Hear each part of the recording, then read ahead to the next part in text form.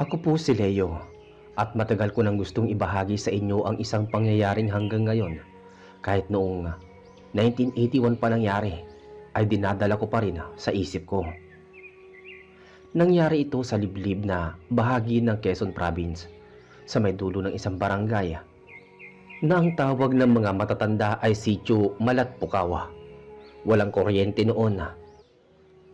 Ilaw lang para lang at kung minsan pag sobrang lakas ng hangin mula sa dagat, namamatay pa nga ang apoy. Noong mga panahong iyon, madalas kaming tumambay sa tabing dagat tuwing hapon. Sila Eugene at Carlo, magkababata at parehong sanay lumangoy. Si Andrea naman taga-bayan pero madalas nakikitira sa tiyahin niya sa sitio. At si Sally, pinsan ko, medyo tahimik pero matalas ang pakiramdam, lalo na pagkakaiba sa paligid. Hindi namin alam na may isang nilalang pala doon sa ilalim ng dagat. Isang nilalang na hindi kagaya ng mga naririnig lang sa kwento ng matatanda. Isang nilalang na tunay, isang sirena na ang mga kaliskis ay kumikislap na parang ginto. At yun ang nagbago ng buhay namin. Hapon noon, bandang alas 5. Medyo makulimlim pero hindi pa umuulan. Nakaupo kami sa malaking bato sa tabing dagat, tanaw ang papalubog na araw. Tahimik lang ang paligid maliban sa hampas ng alon. Sabi ni Eugene, "Leo, tignan mo yung ibabaw ng tubig, parang may kumikislap." Sumilip ako. Tama siya, may parang sinag ng ilaw na lumulutang-lutang sa ilalim ng alon. Hindi malakas ang kislap, parang maliit lang. Hindi ko pinansin noong una. Si Andrea naman ang sumunod na nagsalita. Sabi ni Andrea, "Uy, baka isda yan. Yung mga maliliit na may kumikislap na balat." Napailing si Carlo. Sabi ni Carlo, "Hindi isda yan, masyadong malaki. Yung sinag parang ewan eh, parang metal." Tahimik lang si Sally, pero napansin ko ang pagkakunot ng noo niya. "Sally, bakit?" Tanong ko. "May naririnig akong parang humuhuni," sabi ni Sally. Nagtawanan kami pero hindi siya ngumiti. Nakatingin lang siya sa dagat, mata sa isang direksyon na hindi namin makita. Biglang lumakas ang hangin. Mula sa kalmado, naging malamig ang simoy ng hangin at tumitindig ang balahibo ko nang walang dahilan. Nagtinginan kaming apat, sabay-sabay kaming tumahimik. Pagtingin namin muli sa dagat, may umangat. Hindi ulo, hindi kamay, kundi isang napakahabang hibla ng buhok, itim makintab at humahampas-hampas sa ibabaw ng tubig. Kahit sanay kami sa kwento ng engkanto, ibang klase yun, hindi yun normal. "Hoy, nakita niyo ba yun?" Bulong ni Eugene, halos hindi makapagsalita. "Oo nakita namin," sagot ni Andrea, napapakapit sa braso ko. "Leo, umatras na tayo," sabi naman ni Sally, na hindi man lang tuminag ang tingin. Hindi pa man kami nakakagalaw, biglang may kumikislap na mas malakas. Parang sinag ng araw na tumatama sa ilang bagay na ginto. At doon namin nakita, sandali lang pero malinaw, isang buntot na may gintong kaliskis. Umangat iyon mula sa tubig, dahan-dahan bago muling lumubog. Para kami napako sa pwesto. Naririnig namin si Sally, mahina pero malinaw. "Hindi yan isda, hindi yan tao. Hindi yan dapat makita," sabi ni Sally. "Baka sirena," bulong ni Andrea, nanginginig ang boses.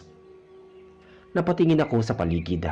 Wala namang ibang tao, walang mangingisda, walang bata, kami lang. At unti-unting dumilim ang langit. Lumapit sa akin si Carlo. Tapik-tapik ang balikat ko. Sabi ni Carlo, "Leo, umuwi na tayo. Hindi maganda to." Pero bago kami makagalaw, may tumawag mula sa dagat. Hindi sigaw, hindi rin iyak. Isang boses na sobrang lambing. Parang awit na malumanay pero nakakatindig balahibo. "Halika." Yun ang narinig namin. Isang boses na parang may humihila sa isip mo. Parang gusto mong sumunod kahit hindi mo maintindihan. Sabi ni Eugene, "Narinig niyo yun?" Pero bago pa namin masagot, may dumampi na malamig sa paa ni Eugene. Parang kamay. Napatalon siya, sumigaw. "Puta! Leo, may umawak sa akin!" Sabi niya. Nang tignan namin, wala kaming nakita, pero basang-basa ang paa niya. Kahit hindi naman umabot ang alon sa kinatatayuan namin. Hindi na kami nag-atubili. Agad kaming tumakbo pabalik sa sityo. Si Andrea halos matumba sa takot. Si Sally naman hindi lumingon. Parang alam niyang may sumusunod sa amin. Pagdating namin sa bahay ng tiyahin ni Andrea, nagsindi agad sila ng lampara at sinarado ang mga bintana. Doon kami nagtipon sa sala, hingal na hingal. Sabi ni Eugene, "Leo, hindi normal yun. Hindi pwedeng sirena lang yun." Sumagot si Carlo, "Hindi ako naniniwala sa sirena, pero yung nakita ko parang buntot talaga." Tahimik si Andrea pero nanginginig ang kamay. Tumingin kami kay Sally. Siya lang ang hindi mukhang nagulat. Para bang alam niya na. "Sally, may alam ka ba?" Tanong ko. Dahan-dahan siyang tumango. Hindi siya agad nagsalita.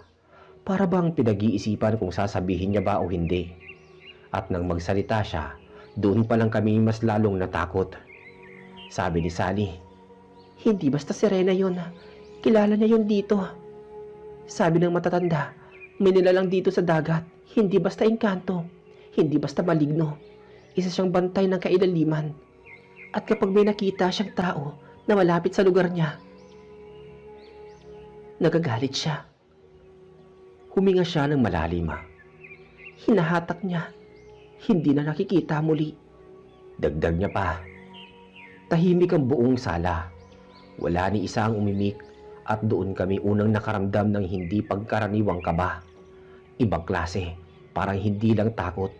Parang minamanmanan kami. Sabi ni Andrea halos pabulong, "Leo, babalik pa ba yun?"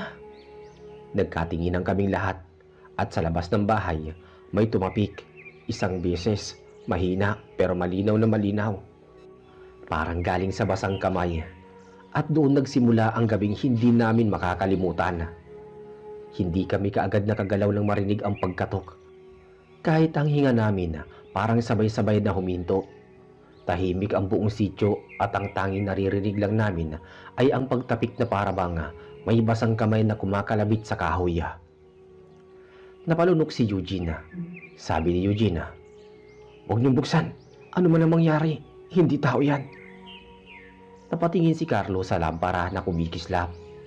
Na parabang may hangin na dumadaan sa loob ng bahay kahit lahat ng bintana ay sarado. "Leo, teka lang. Baka tao lang ang naghahanap ng tulong," sabi ni Carlo. Umiling agad si Sally. Matigas ang boses. "Hindi tao yun. Huwag niyong buksan. Hindi dapat sumagot," sabi niya. Nagkatinginan kaming apat. Si Andrea nakadikit na halos sa dingding. Parang unti-unting nauubusan ng lakas. "Sally, sigurado ka?" Tanong ko. Tumingin siya ng diretso sa akin at ang mga mata niya parang lalong lumiit, puno ng takot. "Hindi ko alam kung bakit tayo nakita niya. Pero pag sinagot mo ang katok niya, hindi ka niya titigilan," sabi ni Sally. At parang tugon na sinabi niya, mas malakas ang kasunod na katok. Mabilis, mabigat at parang galit. Nakakapit si Andrea sa braso ko noon. "Leo, please, sabihin mong hindi natin bubuksan," sabi ni Andrea. Bago pa ako makasagot, bigla kaming nakarinig ng pagkuskus sa gilid ng bahay. Para bang may humahagod sa kahoy gamit ang isang bagay na matigas o matalima. Napalapit si Eugene sa dingding pero hindi niya hinawakan. "Ano yan? Parang kuko," sabi ni Eugene. "Hindi kuko. Kaliskis yan," sagot ni Sally. Sabay-sabay kaming napatras. Mula sa labas, may maririnig kaming humuhuni, hindi tao, hindi hayop. Isang tunog na parang dalawang boses. Isang malalim, Isang manipis na magkasabay na umaawit. Tapos sumunod ang salita. Nagtakip ng tenga si Andrea. Umiiyak na. Leo, yun ang boses. Yun yung narinig natin sa dagat. Sumigaw si Carlo. Tumigil ka. Huwag ka sumagot. Pero kahit hindi kami sumagot, parang lumalapit palalo ang tunog. Parang nakadikit sa mismong dingding. Halika, Leo, sabi ng tinig. Tumigil ang mundo ko sa narinig ko. Hindi ko siya sinagot. Hindi ako gumalaw. Pero malinaw ang pangalan ko ang sinabi niya. Napatingin sa akin si Eugene. Namumutla. Leo, paano niya nalaman ang pangalan mo? Hindi ko alam, Eugene. Hindi ko alam. Sagot ko. Maya-maya, bigla na lang kumulog. Hindi naman maulan pero ang hangin parang biglang naging mabigat. Ang lampara sa mesa, kumikislap-kislap, halos mamatay. Si Carlo kahit takot, lumapit sa maliit na siwang ng bintana. Teka, baka may tao talaga. Tignan ko lang. Hinila ko siya. Wag sabi, sabi ko. Pero tinanggal niya ang kamay ko at sumilip pa rin. Ilang segundo lang, isang mabilis na pagsilip tapos bigla siyang napatras. Putik, ano yun? Hinawakan namin siya sabay-sabay. Ano nakita mo? Nanginig ang labi ni Carlo. Hindi agad makapagsalita. May mata. Nakalubog sa dilim pero kumikislap. Hindi mata ng tao. Para siyang itim pero may ginto sa gitna. Napalingon ako kay Sally at ang ekspresyon niya ay parang inaasahan niya na ang sagot na yun. Yan ang bantay ng dagat. Hindi niyo dapat tinitigan. Anong gusto niya? Tanong ni Andrea na halos maiyak-iyak na. Sumagot si Sally, mahina pero diretso. Gusto niya ang mga nakakakita sa kanya. Ang pangalawang katok, mas malakas na, mas mabilis. Parang may nagmamadali.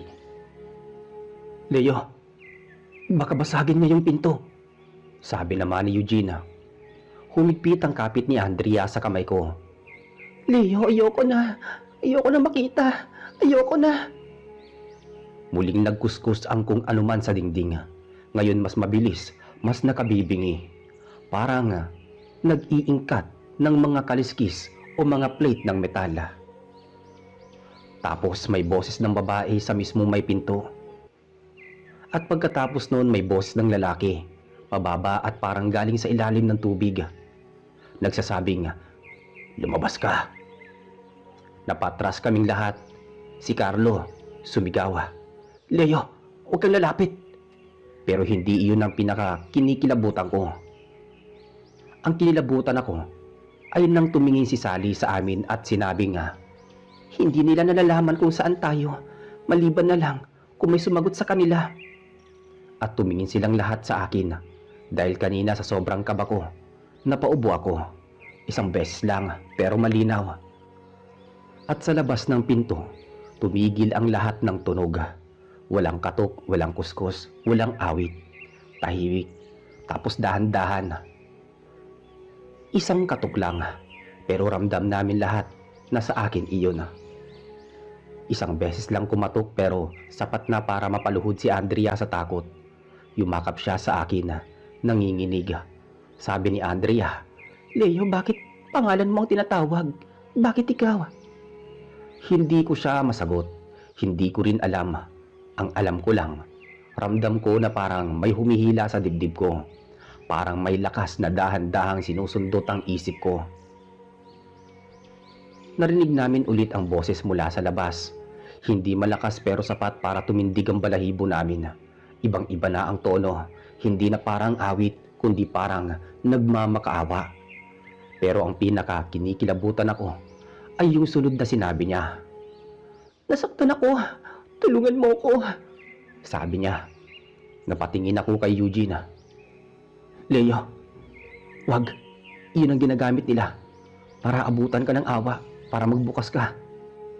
Hinila niya ako palayo sa pinto. Si Carlo naman, humawak sa balikat ko. Kung lalabas ka, wala ka nang babalikan, sabi ni Carlo. Pero si Sally hindi tumitingin sa amin. Nakatitig siya sa ilalim ng pinto, doon sa maliit na siwang na may kaunting ilaw mula sa lampara. Para siyang may nakikita. "Huwag kayong gagalaw. Huwag kayong lalapit. Nandyan siya, nakadikit sa mismong pinto." At parang tugon sa sinabi niya, may dumampi na anino sa siwang sa ilalim ng pinto. Para bang may humaharang sa liwanag. Pero hindi hugis paa ng tao. Mas mahaba, mas kakaiba, at gumagawa ng parang may nanginginig na kaliskis. Biglang lumamig ang paligid. Hindi ito normal na lamig. Hindi lamig ng simoy ng dagat. Ito yung lamig na parang nagmumula sa ilalim ng lupa. Ang lampara sa mesa halos maubos ang apoy. Tumitipa-tipa ang ilaw, para bang nauubusan ng hangin. "Leo, hindi ko na kaya. Ayoko na dito," sabi naman ni Andrea. Niyakap ko siya pero kahit ako, hindi ko alam kung ano ang dapat gawin. Sa labas, maririnig naming muli ang pagkuskus. Parang umiikot sa paligid ng bahay ang nilalang. Doon namin naramdaman na hindi lang sa pinto siya, kundi sa dingding, sa gilid, sa likod. Halos nararamdaman namin ang bigat ng presensya niya mula sa lahat ng sulok. "Carlo, may bintana. May bintana ba sa likod?" tanong ni Eugene. "Meron, pero may tabla yun eh. Hindi basta mabubuksan." "Pag tinangka niyang buksan yun, ano gagawin natin?" Hindi siya sumagot. Tahimik lang lahat. Biglang may huminga sa ilalim ng sahig. Hindi tao. Isang malalim, mahaba, mabigat na hinga. Halos mapasigaw si Andrea, pero natakpan agad ni Sally ang bibig niya. "Gusto niyo malaman kung sino ang pinakamadaling hilahin, kaya tahimik lang." Pero kahit hindi ako nagsasalita, parang may humihinga rin sa batok ko. Parang may malamig na singaw na nasa mismong likuran ko. Lumapit si Eugene sa akin na inalalayan ako. "Leo, huwag kang tumingin kahit nararamdaman mo." Pero hindi ko kailangang tumingin. Alam kong may nakatayo sa kabilang bahagi ng dingding. Nakadikit, nakikinig at naghihintay. Tapos biglang nagtanong ang boses na tila halos kasabay ng hangin. "Leo, bakit ka tumatakbo?" sabi niya. Walang nagbukas ng pinto pero bigla itong gumulong. Parang may humawak sa doorknob, pero sa labas ay unti-unting iniikot ito. Kumalansing ang bakal, umiikot ang doorknob. Isang iglap lang, pero rinig naming lahat. "Hawakan yung pinto! Hawakan nyo!" sigaw ni Carlo. Sabay-sabay kaming humarang. Ako, si Eugene at si Carlo ang pumigil. Si Andrea at Sally nakayakap sa lampara na parang may inaantay na mangyaring mas masama pa. Malakas ang pagtulak mula sa labas. Para bang may dambuhalang nilalang ang pilit na nagpapasok. Gumagalaw ang pinto, umuuga. Nagalaw ang frame. "Leo, Carlo, sabayan niyo ko," sabi ni Eugene. Sabay naming hinila pabalik, pero habang hinahawakan ko ang doorknob, bigla itong naging malamig. Hindi malamig na parang metal, lamig na parang yelo pero buhay. At mula mismo sa doorknob, may narinig akong boses. Halos mabitawan ko ang hawak ko, pero alam ko nga pag binitawan ko yun, bubukas ang pinto. Biglang tumigil ang pagtulak mula sa labas. Tahimik, walang boses, walang galaw, walang humahampas. Tahimik na parang walang nangyari. Nagtanong si Carlo, "Tapos na ba? Umalis na ba siya?" Pero hindi sumagot si Sally. Nakatayo siya, matigas, nakatitig sa pinto. "Hindi siya umaalis." Napatingin kaming lahat sa kanya. "Masaya siya." "Masaya? Bakit?" talong ko. Dahan-dahang lumingon si Sally sa akin saka nagsalita. "Kasi ikaw ay kanya nang nahanap." At bago pa kami makagalaw, may tumama sa bubong. Isang malakas na kalabog. Hindi isang beses kundi sunod-sunod. Parang may gumagapang na napakabigat na nilalang sa ibabaw ng bahay. At doon nag-umpisa ang totoong bangungot namin. Umuga ang buong bubong na parang may napakalaking bagay na gumagapang sa taas. Lahat kami napatingala pero wala kaming makita. Ang tanging maririnig lang ay tunog ng mga kaliskis na kumikiskis sa yero. Para bang may mahabang buntot na hinihila sa ibabaw ng bubong. Sumigaw si Andrea. Leo, bumubuka yung yero. At totoo nga, unti-unti nang may maliit na bahagi ng bubong ang unti-unting umiingat. Hindi dahil sa hangin kundi dahil may pumupwersa mula sa labas. Kita namin ang manipis na singaw ng malamig na hangin na pumasok mula sa maliit na siwang. Kailangan may gawin tayo, sabi ni Leo. Hinila ko si Andrea palayo sa ilalim ng bubong kung saan mabilis lumaki ang siwang. Si Eugene lumapit sa gilid para alamin kung may masisira pa. Pero si Sally hindi gumalaw. Nakatayo lang siya sa gitna ng sala, nakatingala, para bang may kausap sa isip niya. Nilapitan siya ni Eugene. Sally, uy, ano bang ginagawa mo? Dahan-dahan siyang lumingon, pero iba ang tingin niya. Parang wala siya sa kanyang sarili. Parang malayo. Hindi siya galit, pero nagmamadali siya. Nagmamadali? Saan? Tanong ko. Sumagot siya, diretsong tumingin sa akin. Sa'yo, Leo. Isang malakas na kalabog ang sumunod. Tumalsik ang isang buong piraso ng yero at bumagsak sa may likod ng bahay. Kasunod nun, biglang pumasok ang malamig na hangin. Halos pinatay ang apoy ng lampara.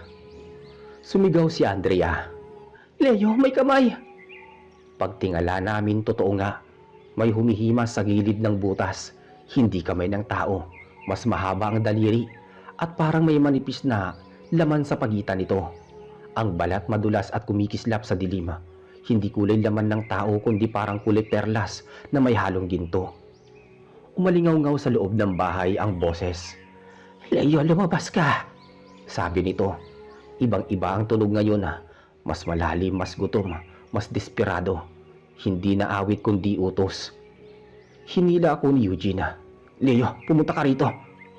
Huwag kang titingin. Pero habang nakapikit ako, mas malinaw ko pang naririnig ang boses. Parang nasa mismong likod ko. Kumilos ang nilalang, dinama namin sa tunog kung papaano ito gumapang. Mabigat, parang may mahabang buntot na humahampas sa bubunga. Parang sinusukat niya kung saan pwedeng pasukin. Leo, lumipat tayo sa kabilang kwarto, bilis. Sabi ni Carlo. Iniabot niya ang kamay niya sa akin pero hindi ko inabot. Parang may humawak sa mga binti ko. Hindi pisikal kundi parang may biglang humihila sa loob ng katawan ko. Lumapit si Andrea umiiyak. Leo, please, lumayo ka sa gitna. Pero hindi ko magawa. Hindi ako makakilos. Si Sally biglang lumapit sa akin. Hawak ako sa dalawang balikat. Kunin ka niya, kukunin ka niya. Hindi ka lalayo. Leo, pakinggan mo ko. Hindi ka dapat lumingon kahit anong marinig mo. Sabi ni Sally. Pero nang sabihin niya yun, mula sa labas ng butas sa may bubong, may mukha na dahan-dahang sumilip. Hindi buong mukha. Ang unang lumitaw ay mata, makintab, parang tubig na may sikat ng araw. May ginto sa gitna at napakalaki. Mas malaki sa mata ng tao. Sumunod ang kalahati ng pisngi. Makinis pero parang balat ng isda. At mula sa bibig nito, lumabas ang isa na namang salita. Leo? Sabi nito. Ang higop ng hangin, biglang may humigop ng hangin mula sa butas sa bubong. Parang may malaking bibig na sumisipsip. Lahat ng papel, basahan at abo ng lampara ay humihigop pataas kasama ako. Leo! Sigaw ni Eugene. Hinila ang braso ko. Pero mas malakas ang hatak mula sa itaas. Para kong hinihila ng hangin mismo. Ang mga paa ko halos umangat na sa sahig. Sumigaw si Andrea umiiyak. Huwag niyo siyang bibitawan. Huwag niyo siyang ibigay. Sabay-sabay akong hinawakan ni Carlo at Eugene. Pero ramdam nila ang lakas ng paghila sa akin. Ang sahig sa ilalim ng paa ko, halos hindi ko na maramdaman. Mula sa bubong mas malakas ang boses. Sa akin ka na! Pero bago pa tuluyang maangat ang katawan ko, kinuha ni Sally ang lampara at itinapat sa butas. Leo, takpan niyo ang mata niyo! Sigaw niya. Pag-angat ng apoy ng lampara, tumama ang ilaw diretso sa nilalang. Isang malakas na ungol ang narinig namin. Maya-maya nagliyab ang buong paligid ng bubong para bang nasaktan siya at saka siya umatras. Mabilis, halos hindi namin maramdaman ang pag-alis. Pagkaatras niya, biglang tumigil ang paghigop ng hangin. Bumagsak ako sa sahig, hingal na hingal, parang muntik maubos ang buhay ko. Si Carlo at Eugene agad akong inalalayan.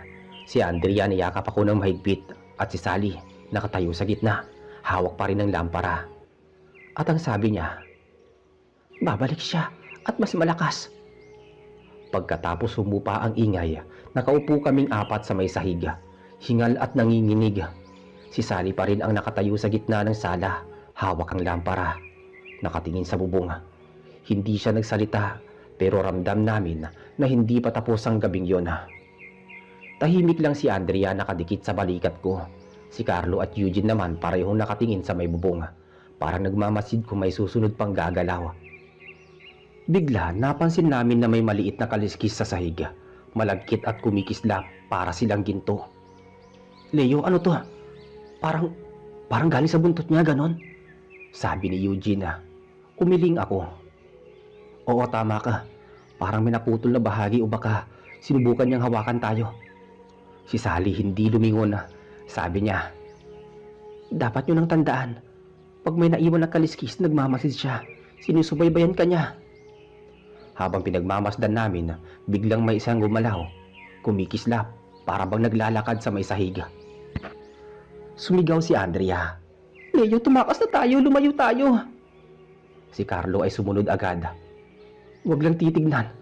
Huwag yun na siyang titignan. Hawak namin ang mga kamay ni Andrea at naglakad papunta sa likod ng bahay. Ngunit kahit lumayo kami, ramdam namin na may humihinga sa likod namin. Mula sa labas, may narinig kaming tunog ng tubig. Parang may humihima sa baybayin, halos kasabay ng hangin. Hindi lang siya sa bubong. Lumapit siya sa bahay. Tumakbo kami papunta sa likod, doon sa maliit na kubo ni Andrea. Si Sally hindi sumama. Nakatingin lang sa kubo. Sa may tabing dagat, parang may nakikita. Sabi ni Sally, huwag kayo lalayo sa liwanag. Yan lang pwede niyong gawin para manatiling ligtas. Naglakad kami papunta sa tabi ng kubo. Tumigil sa isang maliit na bangina. Kita namin ang dagat sa dilim. Biglang may kumislap sa tubig. Mas malaki kaysa sa nakita namin kanina. Para bang may malaking katawan na umiikot sa ilalim ng tubig. Si Andrea halos mapaiyak. Leo, andito na siya. Si Carlo ay napalingon sa akin. Ano gagawin natin? Si Sally nakatitig sa tubig. Mula sa tubig may umangat na maliit na bahagi ng katawan. Hindi ulo, hindi buntot lang. Isang braso na may kaliskis, kumikislap sa dilim. Sabi ni Eugene, halina kayo, lumayo tayo. Tumalikod kami pero parang may humihila sa akin. Dahan-dahan, ang kamay ko parang tintulak ng lamig. Si Sally ay lumapit, hinawakan ang braso ko. Leo, huwag kang lumingon. Huwag kang lalapit. Kung titignan mo, wala ka na magagawa. Biglang sumabay ang tunog ng tubig sa bawat paghinga namin. Para bang ang dagat mismo ang humihinga. Leo, pakiramdam ko, sinusubaybayan talaga tayo. Tumingin siya sa akin, nanginginig ang labi. Oo, ramdam ko. Ramdam ko ang bawat galaw niya. Si Carlo ay nakatingin sa tubig at saka sumigaw. Leo, tumakbo tayo. Hindi na natin kayang labanan siya. Pero si Sally ay hindi gumalaw. Nakatingin lang siya, parang may kausap sa ilalim ng tubig. Hindi siya galit pero naghihintay. At kung hindi ka lalapit sa tamang paraan, papasok siya sa buhay mo. Sabi niya. Mula sa tubig, may isang kaliskis na lumutang pataas. Kumikislap sa ilaw ng buwan. Parang tinituro nito ang posisyon namin. Sumigaw si Andrea. Huwag kayong tatango. Huwag niyong tingnan. Ngunit ramdam namin na may humihila sa isip ko. Hindi sa katawan. Para akong inaagaw ng isang nilalang. Si Sally naman dahan-dahang lumapit sa akin. Leo, kung gusto mong mabuhay, sundin mo ang sinasabi ko. Huwag kang lalapit sa tubig at huwag kang lalayo sa liwanag. Maya-maya dahan-dahang umangat ang ulo mula sa tubig. Ang mga mata niya malaki. kumikislap ang gintong kaliskis. Ang buntot kumikislap sa ibabaw ng tubig, humahampas sa alon, halos abutin ang gilid ng bangina. "Leo," sabi niya. Narinig ko ang pangalan ko muli, malakas at malinaw. Si Andrea halos maluha. "Leo, huwag kang lilingon." Si Carlo humigpit sa aking braso. "Leo, huwag kang titingin ha." Si Sally dahan-dahang tinaas ang lampara, tinutok sa mata ng nilalang. Si Sally ang tumutok ng lampara sa mata ng nilalang. Ang liwanag ay tumama sa gintong kaliskis, sa buhok at buntot. Parang nasaktan siya, sumigaw ang tunog. Isang ungol mula sa ilalim ng tubig ang narinig namin. "Leo, hawakan mo ang liwanag," sigaw ni Sally. Dahan-dahan lumapit ako sa gilid ng bangina, hawak ang lampara. Ramdam ko ang malamig na hangin, ang umipit na presensya ng nilalang. Maya-maya umikot ang tubig, bumangga sa bato, humahampas sa bangina. Ang buntot ay kumikislap, tila sinusubukan akong hilahin sa ilalim. Si Andrea napaupo sa may sahig, nanginginig. "Leo, kaya mo ba?" tanong niya. Si Carlo hawak ang braso ko, nakatingin sa akin. "Leo, huwag kang papatalo." Si Eugene nakayuko, nanginginig din. "Leo, kami, kasama ka." Dahan-dahan nang habang nakatutok ang liwanag sa mata ng nilalang, bumagal ang galaw neto. Parang napipilitan, parang sinusukat kung may kalaban sa harap niya. At bigla, isang malakas na hampas ng buntot sa tubig, parang babalik sa ilalim. Ang liwanag ng buwan tumama sa kaliskis, kumikislap ng huling beses at unti-unting lumubog ang katawan sa ilalim ng dagat. Tahimik na ang dagat. "Leo, tapos na," sabi ni Sally, huminga ng malalim. Si Andrea niyakap ako ng mahigpit. "Hindi ko akalain, pero tapos na," sabi niya. "Babalik siya balang araw. Pero sa ngayon, ligtas kayo. Tandaan nyo, liwanag lang ang kailangan." Kinabukasan lumabas kami sa kubo ni Andrea at kitang-kita ang tahimik na dagat. Para kaming nakabangon mula sa bangungot. Lahat kami may kakaibang takot, ngunit may pagpapahalaga sa buhay na hindi namin nararamdamang bago. Si Sally tahimik na sumunod, nagpakita ng kakaibang ngiti. At mula noon, tuwing lalapit kami sa dagat, lagi naming dala ang liwanag. Hindi na namin muling nakita ang sirena na may gintong kaliskis, ngunit ramdam namin ang presensya niya sa bawat alon, sa bawat hampas ng hangin, at sa bawat kumikislap na liwanag sa tubig. Ako po si Nelson, at ito po ang kwentong ilang dekada ko ng bitbit at binabalik ang alaala. Pero ngayon ko lang nagkaroon ng lakas ng loob na ibahagi sa inyo. Hindi ko po alam kung paano ko sisimulan nang hindi nanginginig ang dibdib ko. Pero susubukan ko dahil hanggang ngayon ramdam ko pa rin ang lamig at bigat ng gabing yun. Taong 1989 sa liblib na bahagi ng Quezon ang kinalalagyan namin noon. Isang baryong nawawala sa mapa kapag tag-ulan, puno ng kakahuyan, palayan, ilog at mga kwentong matagal nang umiikot tungkol sa mga engkanto, maligno at lalo na ang mga aswang. Doon po lumaki ang pinsan kong si Michael, kasama ang nanay niyang si Wilma at ang kanilang matanda ngunit matapang na lolo na si Lolo Pulyon. Kasama rin namin sa bahay noon ang isa naming kabarkada na si Anding, na madalas sumabit sa amin sa mga lakad sa palayan o kaya'y manghuli ng hito sa sapa. Hindi ko po talaga makakalimutan ang gabing yon. Nag-ugat ang lahat sa kakaibang sigaw at iyak ng mga baboy sa likod ng bahay. At sa unang pagkakataon sa buhay ko, nasaksihan ko kung papaano tumayo sa pagitan ng buhay at kamatayan ang isang matanda. Hawak lamang ang tansong sibat na tinatawag naming isang bagay na hindi dapat paglaruan, hindi dapat lapitan at lalong hindi dapat gamitin kung hindi oras ng kagipitan. Hapon pa lang pero kulay abo na ang langit. Galing kami ni na Michael at Anding sa may ilog para manghuli ng hipon. Si Wilma naman ay abala sa paglalaba doon sa gilid ng bahay habang si Lolo Pulyon ay nasa Teresa. Hawak ang tansong sibat. Pinapahiran ng langis at parang may inaantay. Lolo, bakit lagi mo nililinisan yan? Tanong ni Michael sabay turo sa sibat. Huminto si Lolo Pulyon, tumingin sa amin at bahagyang ngumiti pero halatang hindi biro ang sumunod na sagot niya.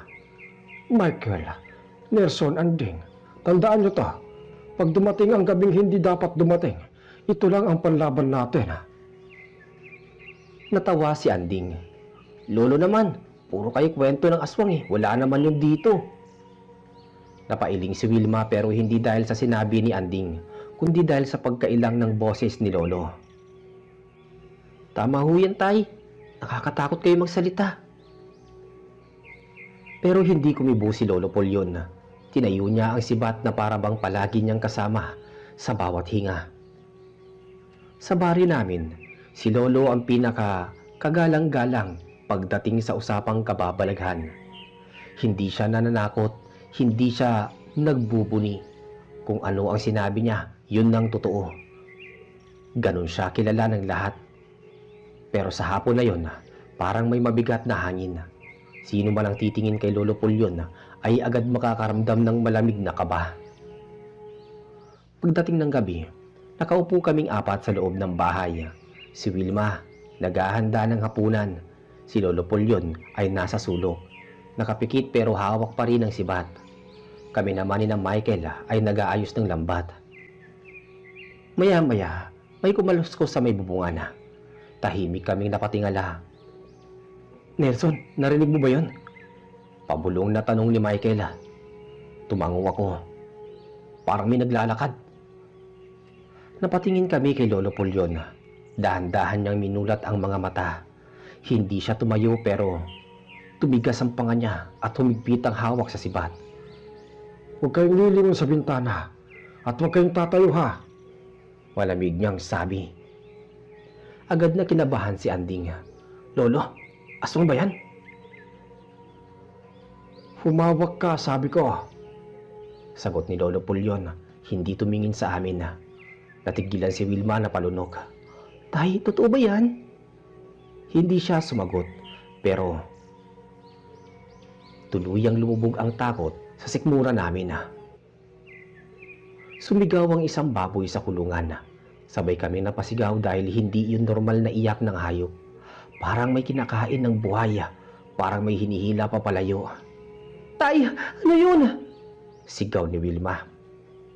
Tumayo si Lolo Pulyon, diretso sa pintuan. Hawak ang sibat na tila mas mabigat pa sa bakal. Dito lang kayo. Pero hindi kami nakinig. Kami ni Michael, Anding at ako ay dahan-dahang sumunod.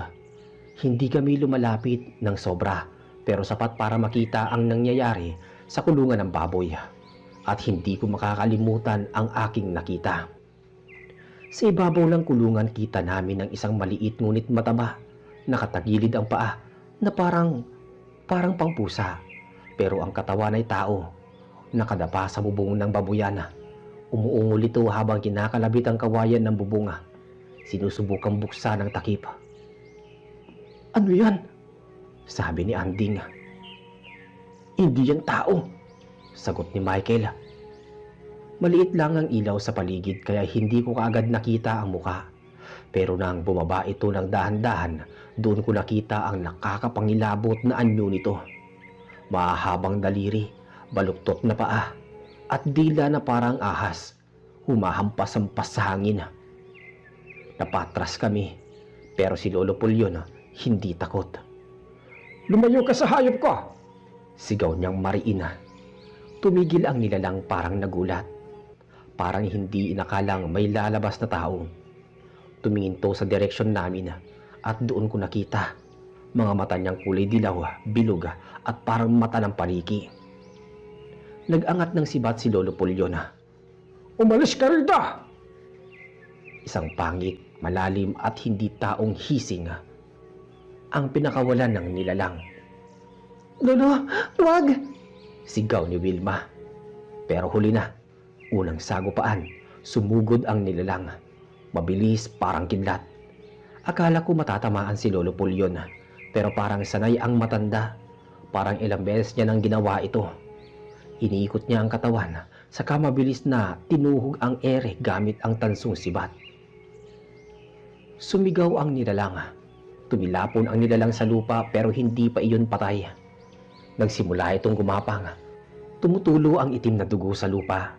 Ang balat nito ay parang nasusunog kapag dumadampi ang dugo sa kawayan. "Lolo, ang bilis niya!" sabi ni Michael. Hindi kami makagalaw. Tumakbo kayo pabalik sa bahay. Utos ni Lolo. Pero hindi namin kaya. Parang nigas ang mga binti namin. Muling tumayo ang nilalang. Ngayon mas galit, mas baliw, mas gutom. At bago pa ito makatakbo uli, tumunog ang buong bukirin. Parang umalingaw-ngaw sa hangin ang hampas ni Lolo. Isang malakas at matinis na tunog ng hangin ang lumipad, kasabay ng tansong sibat, at tumagos iyon sa dibdib ng nilalang. Diretsyong napadapa ang halimaw, nanginginig, unti-unting nabibiyak ang balat. Hanggang sa pumutok ito, tumalsik ang itim na usok at huminto ang paligid, pero hindi pa tapos ang gabi. Huminga ng malalim si Lolo Pulyon, kinuha ang sibat at pinunasan. Isa lang yon. Marami sila ngayong gabi. Napatulala kami. "Tay, anong ibig niyo sabihin?" tanong ni Wilma. Tumingin si Lolo Pulyon sa kakahuyan sa gawing silangan, doon sa pagitan ng mga punong nara at kawayan. May dumadapong mga anino. Marami, kumakalas mula sa itim na gubat. May darating pa. Namamangka sila tuwing amihan. Naghahanap ng bahay na may batang babae o bagong panganak, o di kaya'y hayop. "Pero wala naman dito noon," sabi ni Wilma. Mabagal na umiling si Lolo Pulyon. "Wilma, may napili sila ngayong gabi." Napalingon kaming tatlo kay Wilma kasi bigla niyang hinawakan ang tiyan niya. Noon lang bumalik sa isip namin. 3 buwan pa lang ang ipinagbubuntis niya. At doon nagsimula ang totoong takot. Dahil ang mga aninong papalapit mula sa gubat, hindi lang isa, hindi lang 2, hindi 5, kundi marami sila. Nakatayo kami sa gitna ng bakuran. Hawak ni Lolo Pulyon ng tansong sibat na parang may sariling buhay. Si Wilma ay nakatalikod sa amin, nanginginig habang hinahawakan ng tiyan niya. Sina Michael at Anding naman ay parehong hindi makagalaw, nakatitig sa makapal na kakahuyan kung saan unti-unting lumalabas ang mga anino. "Tay, bakit ang dami nila?" Mahina at basag na tanong ni Wilma. Hindi man lang lumilingon. Sumagot si Lolo Pulyon, mababa at ramdam ang bigat ng bawat salita. "May naaamoy silang bago. Hindi sila aalis hanggat hindi nila nakukuha ang gusto nila." Lalong kumapit si Wilma sa sariling tiyan. "Pero tay, wala pa naman po akong..." Pinutol ni Lolo ang sasabihin niya. "Huwag ka nang magsalita. Pumasok ka na muna. Pati kayo sa bahay." Pero hindi kami gumalaw. Mula sa dilim ng kakahuyan, may kumakaluskos. Hindi malakas pero sapat para tumayo ang balahibo namin. Parang kaluskos ng maraming paa. Hindi hakbang ng tao, hindi lakad ng hayop. Ibang-iba. "Lolo!" tawag ni Michael na halos pabulong. Hindi tumingin ang matanda sa amin. Nakatuon lang ang mata niya sa mga aninong lumalabas isa-isa mula sa gubat. Pagkalampas ng ilang segundo, lumabas ang unang nilalang. Mas malaki kaysa sa nauna. Mas mahaba ang katawan, parang walang balakang. Ang mga braso niya ay halos abot tuhod at ang leeg ay baluktot na parang pinuputol pero hindi natutuloy. Ang mata nito ay pulang-pula, parang nagliliyab. Kasunod nito, 4 pang aswang ang lumabas.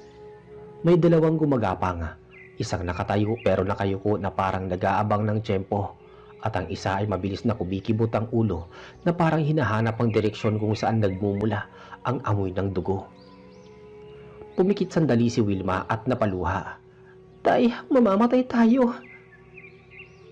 Tumayo si Lolo Pulyon matikas kahit sa edad niya. "Hanggat nandito ako, walang kukunin sa inyo." Naglakad ang mga aswang papalapit. Hindi sila tumatakbo, dahan-dahan lang. Parang sigurado sila sa mangyayari. Ramdam kong kumapit si Anding sa braso ko.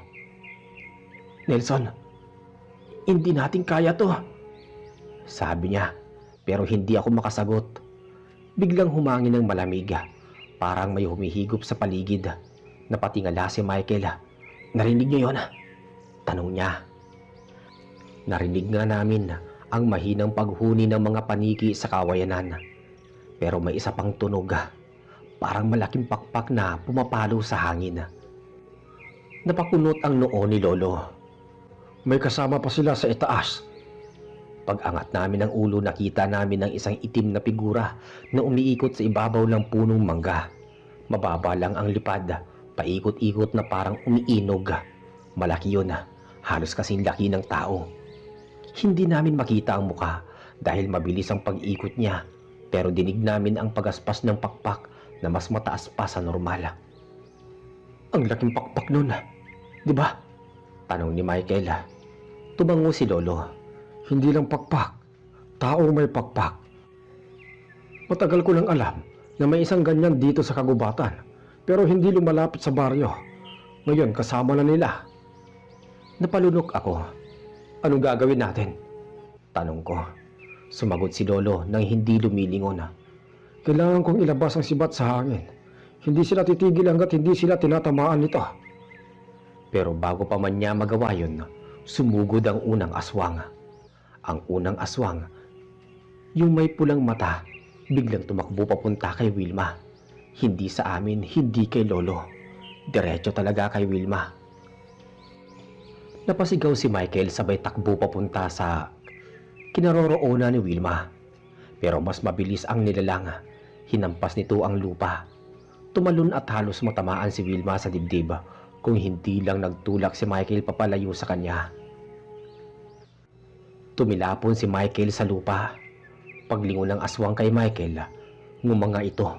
Mahaba ang dila, parang kumikintab sa laway. Handa na sanang dumamba sa kanya pero isang malakas na hampas ng tansong sibat ang tumama sa tagiliran ng nilalang. "Bumitaw ka!" Sigaw ni Lolo Pulyon, puno ng galit at hindi takot. Nadala ang aswang pero hindi natumba. Humarap ito kay Lolo at doon nakita namin ang mukha niya ng mas malinaw. Balat na parang nabubulok, mata na lumulubog sa anit, pero kumikinang, at ngiping napupurol pero makapal at marami. Umungol ito at sumugod kay Lolo Pulyon. Napasigaw si Wilma pero hindi umuurong si Lolo. Iniikot niya ang sibat, parang sundalong kabisado ang bawat galaw. Hinampas niya ang aswang sa muka. Tumalsik ang dugo. Umurong ang halimaw. Pero dalawang aswang pa ang sumugod mula sa kaliwa. Sabay-sabay na pag-atake. "Lolo, sa kaliwa!" Sigaw ko. Pero sa nakikita kong iyon, nakita iyon ni Lolo. Tinapakan niya ang lupa. Umikot ang katawan niya at inundayan ng 2 beses gamit ang sibat. 2 aswang ang tinamaan. Isa sa balikat at isa sa tiyan. Pero hindi tumigil ang mga halimaw na yon. Parang mas lalo pa silang ginanahan kapag nasusugatan. Umungol sila. Lumalapit ng lumalapit. Napahawak si Wilma sa poste. "Nelson, Anding, tulungan niyo kami. Huwag niyo kaming iiwan." Sinanding ang unang gumalaw. Kahit nanginginig siya, pinulot niya ang malaking kahoy na nakasandal sa may dingding at itinayo iyon. "Nelson, kahit pa paano, tangkain natin," sabi niya. Nanginginig ang ngipin. Ginawa ko rin yun. Pinulot ko ang isang kahoy sa gilid ng kulungan. Mabuti nang may hawak kaysa wala. Habang papalapit pa ang isa pang aswang, nakita namin dumapo sa bubong ng bahay ang itim na nilalang na may pakpak. At doon nagbago ang hangin. Parang lumamig, parang humigpit ang paligid. Tumingala si Lolo. "Kulang na lang. Lahat sila nandito." Habang lumilipad ito paikot, dahan-dahang bumababa ang nilalang. Hindi siya tulad ng iba. Mas mahaba ang pakpak, parang balat na tinastas mula sa malaking paniki. Ang mukha niya ay kalahating tao, kalahating hayop. Ang buhok ay basang-basa, mahaba at dikit-dikit. At ang mga mata ay makitid. Halos puti lang ang nakikita. At pagdapo niya sa bubong, nagsalita siya. Paus, mababa at parang dalawang boses na magkapatong. Ibigay niyo sa amin ang babae. Amin ang dinadala niya. Napatras si Wilma. Hindi ka makakalapit sa anak ko. Bulong niya. Sumigaw si Michael. Umalis kayo rito! Umalis kayo! Tumingin ang nilalang kay Michael. Walang batang lalaki ang makakapagtaboy sa amin. Parang sasagutin pa sana ni Michael pero napigilan siya ni Lolo. Michael, huwag kang magsasalita sa kanila. Napahinto siya. Tumingin ang nilalang kay Lolo Pulyon at sumimangot. Matanda, buhay ka pa rin. Hindi sumagot si Lolo. Tinaas niya ang sibat. Tumalon mula sa bubong ang pakpakang nilalang. Pagbagsak niya, yumanig ang lupa. Nagkalat ang alikabok at ang tuyong dahon. Umayo si Lolo sa tindig. Mas mahigpit ang hawak niya sa sibat. Kayong mga halimaw, hindi niyo makukuha ang pamilya ko. Ngumiti ang may pakpak na aswang. Pangit, pilit at puno ng tukso. Matanda, hindi mo kami kaya. Hindi mo kayang labanan ang 5, 6 o 7 mag-isa.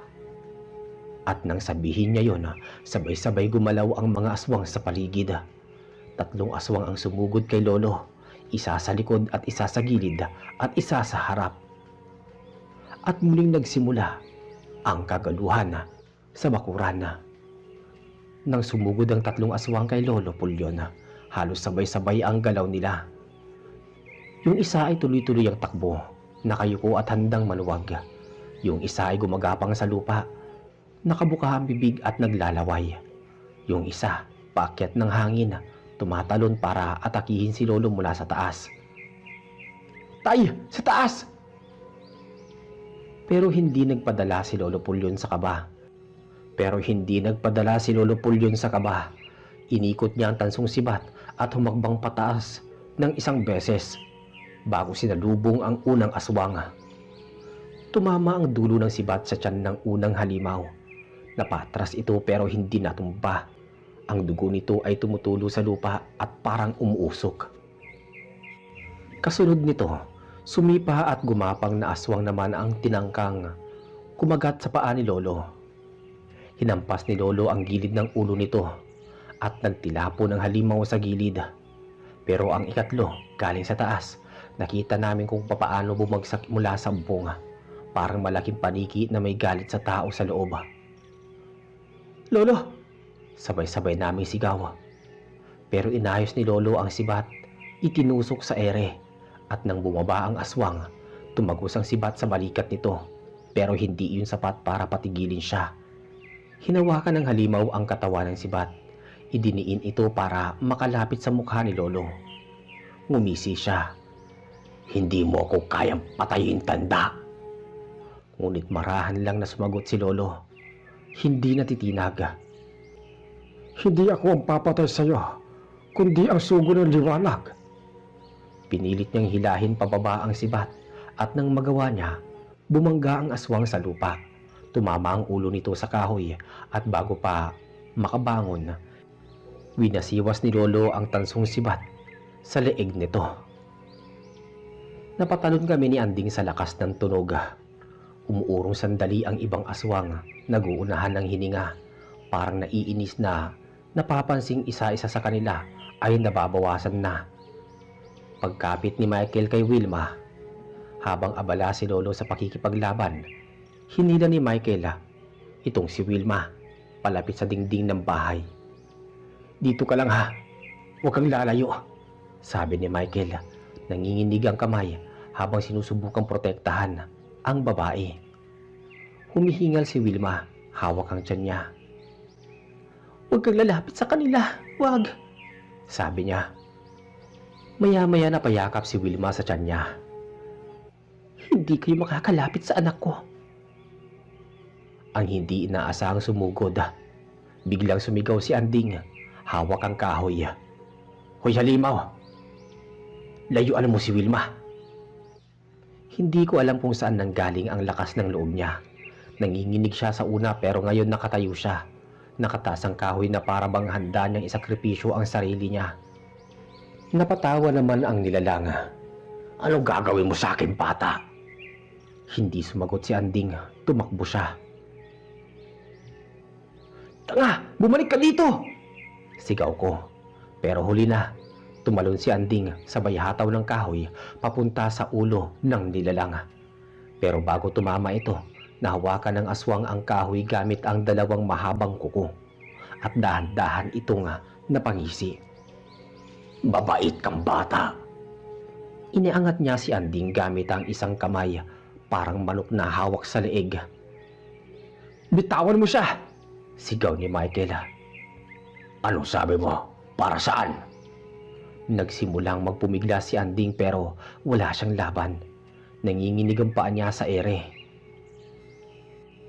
Nakita ni Lolo Pulyon ang mga ganoong eksena noon pa. Hindi kami sigurado kung papaano pero parang alam niya ang bawat galaw ng mga halimaw sa paligid. Nang makita niyang hawak ng may pakpak na aswang si Anding, hindi niya na tinapos ang pakikipaglaban sa dalawang halimaw sa unahan niya. Tumalon siya sa isang paa, inikot ang katawan at ibinato ang tansong sibat. Lumipad ang sibat diretsyong parang kidlat. Tumama ang sibat sa braso ng may pakpak na aswang. Tumilapon si Anding sa lupa, gumulong, pero agad kong nilapitan para hilahin palayo. Yeson, masakit. Hindi ako makahinga. Sabi ni Anding na hinihingala. Dito ka lang, huwag kang gagalaw. Sagot ko, kahit ako mismo ay nanginginig sa kaba. Sumigaw ang may pakpak na aswang, hawak ang dugo ang braso. Tanda! Pero hindi pa siya nakakabawi ay tumakbo si Lolo papunta sa kanya para kunin ang sibat. Kinuha niya ito sa lupa. Bagyang umiinit pa yon mula sa pagkakatusok. Habang hinihila ni Lolo ang sibat palabas sa laman ng aswang, lumapit naman ang tatlong aswang pa mula sa kakahuyan. Tumigil sila sandali para nag-aantay ng sinyalis mula sa kanilang lider. Nang tumingin ng may pakpak na aswang sa kanila, nakayuko at galit, bigla itong sumigaw. Kuhain niyo ang babae! At doon na nagsimula ang tunay na kaguluhan. Sabay-sabay silang tumakbo papunta kay Wilma. Lolo, tulungan niyo kami! Sigaw ni Wilma, yakap ang tiyan niya, hindi makatakbo ng maayos. Agad namang tumakbo si Michael. Iniharang ang katawan niya. Walang lalapit. Umungulang isa sa mga aswang at bumangga kay Michael. Napahiga si Michael sa lupa. Habang papalapit ang isa sa mga aswang, naisip ko na tapos na. Pero si Michael, kahit duguan ng ilong at nanginginig, ay pilit bumangon. Hindi ka dadaan dito. Sigaw niya. Pinulot niya ang isang malaking bato sa lupa at hinampas ang ulo ng nilalang. Umungol ito, umatras sandali. Pero mabilis silang bumalik. Hindi ko kayo papayagang makalampas sa akin, sabi ni Michael. Hindi pa kami nakakahinga ng biglang may gumalaw muli sa kakahuyan. Nelson, parang may paparating pa. Nilingon ko si Anding. Hindi, huwag mo sabihin. Pero tama siya. Mula sa dilim ng kagubatan, may mga mata na naman na lumalabas. Mas marami, mas mabilis, mas gutom, at tila mas mabangis. Humigpit ang hawak ni Lolo sa sibat. Hindi tayo pwedeng umatras. Hindi tayo pwedeng bitawan ng gabi na to. At unti-unting lumihis ang hangin, parang humahaplos sa balat namin. At sa gitna ng katahimikan, bago ang panibagong pagsugod, narinig namin ang mahinang bulong ng may pakpak na aswang. Simulan na natin. At halos sabay-sabay sumulpot mula sa kadiliman ang mga nilalang, mga aninong mabilis, humahabol sa hangin, at may mga pakpak na nagkikiskisan na parang pinupunit ang gabi. Lolo! Tawag ko. Ramdam ko ang panginginig ng boses ko. Hindi na siya tumingin sa akin. Nakatutok ang mga mata niya sa harapan. Matigas ang panga, nagngingit-ngit ang mga ngipin. Anding Nelson, humanda kayo. Huwag kayong tatakbo. Hindi sila dapat makalapit. Biglang nagsilabasan mula sa kaliwa ang tatlong aswang. Mabilis at nakasayad ang kuko sa lupa. Naglabas ng hugong ang hangin nang sumugod sila. At si Anding ang unang gumalaw. Kahit nanginginig ang kamay niya, iniangat niya ang hawak na patalim. At nang tumalo ng isa sa kanila, nasingitan niya ito. Nasingitan niya ito ng saksak sa tagiliran. Umalingaw-ngawang sigaw ng nilalang, paos puno ng galit. Nelson, sa kanan mo! Paglingon ko naman, isang babaeng aswang na may mahabang buhok ang papalundag sa akin. Kita ko ang dilaw nitong mata. Basa ng laway ang bibig at ang dila nitong parang hiniwa ang hangin. Hinugot ko ang itak at sinalubong ko ang talon niya. Isang sabayang hampas na halos magpagising sa buong kagubatan. Napatras siya pero hindi tumumba. Tumawa pa nga. Mababa parang nanunuya. Mahinang tao. Bulong neto bago muling sumugod. Pero bago ito makarating sa akin, biglang may lumipad mula sa gilid. Ang sibat ni Lolo. Tumagos ito sa balikat ng nilalang at tumilapon siya pabalik. Sumabit sa ugat ng puno. Dito kayo sa tabi ko. Hindi pa yan. Ang malakas, paparating pa lang. At doon namin narinig ang tunog. Mabigat, mas malaki, mas mabagal ang galaw. Pero nakakatindig balahibo. Parang pagaspas, pero hindi pangkaraniwan. Parang may pakpak pero mas malapad.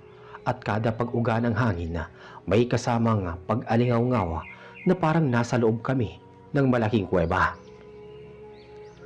Nagkatinginan kami ni Anding. Nelson, hindi yan ordinaryong aswang. At mula sa pinakadilim na parte ng kakahuyan, unti-unting lumitaw ang hugis isang malaking anino. Pataas ng pataas ang katawan at ang mga pakpak nito mas malapad sa puno ng akasya. Dahang-dahang lumabas ang mukha, maputla, mahaba ang ngipin at sa mga mata nito may kakaibang ningning. Hindi gutom kundi parang galit na matagal nang pinipigil. Si Lolo ang unang kumilos. Isang hakbang lang ang layo mula sa nilalang, pero matatag siyang tumayo. Anding, Nelson, yan ang pinuno nila. Dahan-dahang yumuko ang malaking nilalang, parang inaamoy kami isa-isa. Bawat hinga neto ay parang humihigop ng lamig mula sa hangin. Narinig ko si Anding na napapalunok, habang ako naman ay ramdam ko ang panginginig ng aking tuhod. Kahit pilit kong pinipigil. Lolo, kaya ba natin yan? Sabi ko. Hindi tumingin sa akin si Lolo. Hindi rin siya umatras. Kung aatras tayo ngayon, masisira ang buong baryo. Umangat ang ulo ng pinunong aswang. Tumigil ang pagaspas ng mga pakpak neto. At sa ilang saglit ng katahimikan, narinig namin ang pagkaluskos ng mga sumusugod niyang alagad na unti-unting pumapaligid.